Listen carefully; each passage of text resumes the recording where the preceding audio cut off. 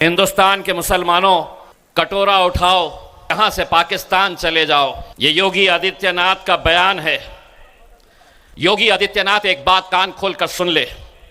ये मुल्क जितना हिंदुओं का है, ये मुल्क जितना दलितों का है, ये मुल्क जितना राजपूतों का है, जितना सिखों का है, उतना ही मुसलमानों का है।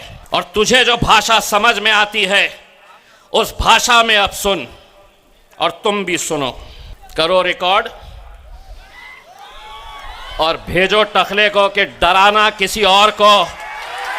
दोस्तों, योगी आदित्यनाथ जिन्होंने एक स्पीच में कहा था कि हिंदुस्तान के मुसलमानों का कटोरा उठाओ और यहाँ से पाकिस्तान चले जाओ, तो दोस्तों उसका कभी भी भाषण रहता ना, तो एकदम उसका भाषण जो है ना आग उगलता रहता है, उसके मुंह से आग ही उगलता रहता है। यानी मुसलमानों के पीछे इतना पड़ा हुआ है, वो कभी कुछ ही बोलता है। अगर कोई बात रहा तो उनका कहना है कि जो जिस भाषा में समझेगा ना उसको उसी भाषा में समझाएंगे। उसका ये लगातार भाषा ऐसा ही रहता है। तो दोस्तों, उसका जवाब इम्तियाज जलील जो MIM से है, उनको इस तरह से इस स्पीच में जवाब दिया है, टकले करके बोला है। इसकी औकात दिखाई है योगी आदित्यनाथ की। कोई अगर मुकाबला करता है और जवाब देता है तो सिर्फ इम्तियाज जलील। आपके स्क्रीन पे ये वीडियो देखिए, किस तरह से उसके बातों का जवाब दिया है टकले। डरता नहीं है किसी से और डरनी भी नहीं चाहिए। आपके स्क्रीन पे ये वीडियो। हिंदुस्तान के मुसलमानों के बारे में कहा जाता है, सुबह आते वक्त किसी ने मुझे उत्तर प्रदेश के मुख्यमंत्री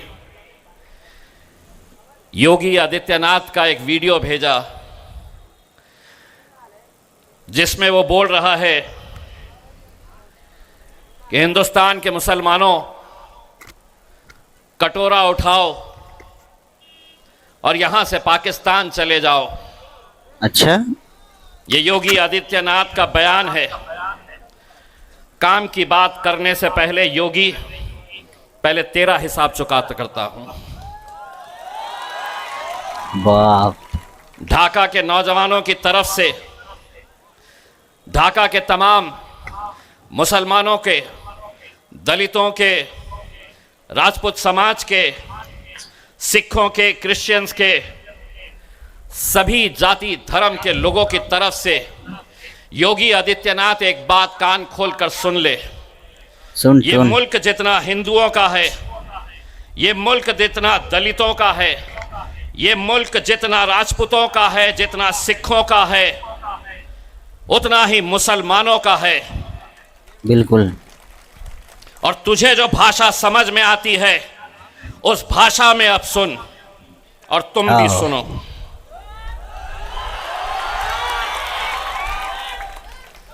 करो रिकॉर्ड और भेजो टखले को कि डराना किसी और को। अगर जबान तेरे मुंह में है तो जबान हमारे मुंह में भी है। बिल्कुल। जिस जबान में तू बात करेगा उसी जबान में तुझे जवाब दिया जाएगा। तो मुझे कहता है ये जमीन मेरी है, इस मुल्क के अंदर हम पैदा हुए हैं। ये मुल्क जब आजाद हुआ और हमारे पुरखों से जब पूछा गया कि तुम्हें यहां रहना है या पाकिस्तान जाना है, हमारे पुरखों ने यह कहा कि इस जमीन में हम पैदा हुए हैं और इंशाल्लाह इसी मिट्टी की खुराक हम बनेंगे, इसी जमीन के अंदर हम दफन होंगे इंशाल्लाह। और तू हमें ललकार रहा है इतने से राज्य के टकले।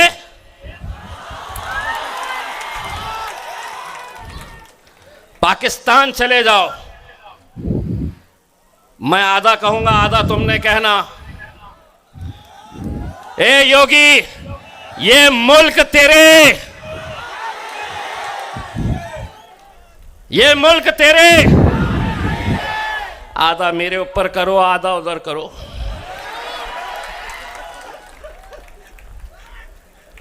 नहीं तो बैठे हुए हैं लालू के अंटर पंटर आ जाएंगे कि योगी को गाली दिया, मैंने नहीं दिया, आधा मैंने दिया, आधा इन्होंने दिया। घंटा मिलता तुम्हारे को।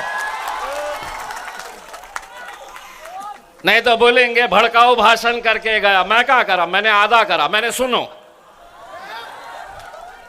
अब सुन लो आधा मैं। ये मुल्क तेरे इतना बोलने पे कुछ होता? आदिल भाई लॉयर है, कुछ होता? आप वकील है, अगर कुछ करा तो उसको बोलना कि बाबा जी का ठुल्लू मिलेगा तुझे, कुछ नहीं देने वाले हैं हम। अला दिक्कत ये हो गई है, जो आ रहा है समझ रहे हैं हुकूमत है तो कुछ भी बोल लेंगे। एक बात सुन लो, हम जब तक शरीफ है तो बड़े शरीफ है। हाँ, शाहरुख खान का डायलॉग याद है ना, हम जरा से शरीफ क्या हुआ, सारी दुनिया घुसा दो, अंदर ही घुसा दो पूरा कैमरा हमारे अंदर।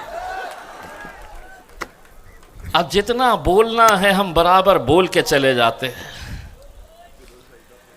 और ये मीडिया वाले रिवाइंड फॉरवर्ड करके ढूंढते रहते हैं कहाँ पे कहीं मिलता क्या, केस बनता है क्या करके, कहीं नहीं बनता। हमको समझ में आ गया है और हमने इनके साथ एक ऐसा रिश्ता बना दिया है, ऐसा रिश्ता बनाया है, अगर हम यहाँ पे गूंगे बनकर भी अगर खड़े रहे, हम उनको सिर्फ इशारा करें, करके बताओ, समझ में आ गया उनको कि 25 तारीख के दिन उनको सिर्फ पतंग के ऊपर मोहर लगाने की है करके। मैं कल रात में आप ही के इलाके से गुजर रहा था, सामने किसी और कैंडिडेट की एक रैली जा रही थी, गाड़ियों में लोग बैठे हुए थे, उसमें कुछ मुसलमान भी नजर आए मुझे। उन्हें देखकर मुझे ऐसा लगा कि उन्हें गाड़ी से खींचकर उनसे एक सवाल करूं कि कब तक ऐरे गैरों की दलाली करते रहोगे, कब तक ऐरे गैरों के तलवे चाटते रहोगे। इतने सालों तक, 75 सालों तक हमने क्या किया? महफिलें उनकी सस्ती थी, हमारा काम क्या था? तो हम सामने आकर बैठते थे, सारी नेता मंडली स्टेज के ऊपर बैठे रहती थी।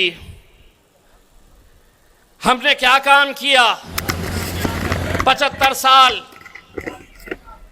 जिस तरह शादी की बारात जो निकलती है, दूल्हा कभी लालू बनता था, कभी नीतीश बनता था, कभी शरद पवार बनता था, कभी राहुल गांधी बनता था, 10 साल से मोदी बना हुआ है। और हमारा काम क्या था? हम बारातियों की तरह इनके घोड़ी के सामने नाचना। लेकिन असद साहब ने अब एक पैगाम भेजा है कि बहुत हो गया हमारा, अब घोड़ी भी हमारी होगी, दूल्हे भी हम ही बनेंगे। इस बार दूल्हा किसको बनाना है?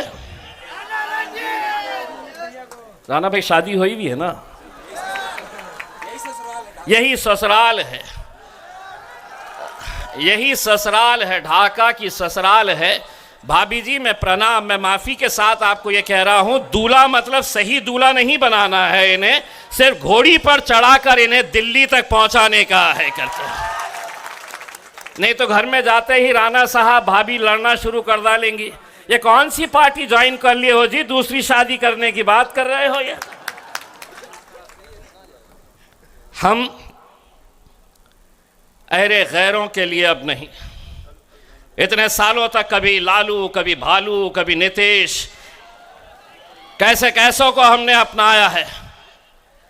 25 तारीख के दिन जब जाओगे, ये मत सोचना यहां का उम्मीदवार कौन है।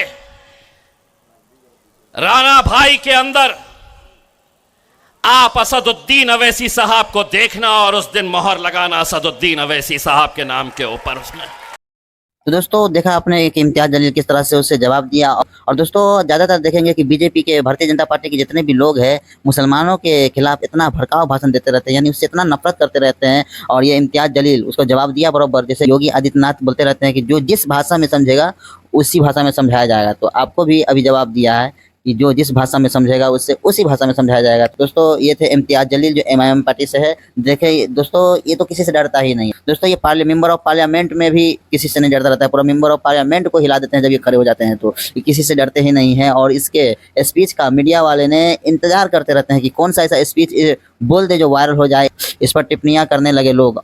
तो दोस्तों मिलते हैं फिर कोई नेक्स्ट वीडियो में, आज तक के लिए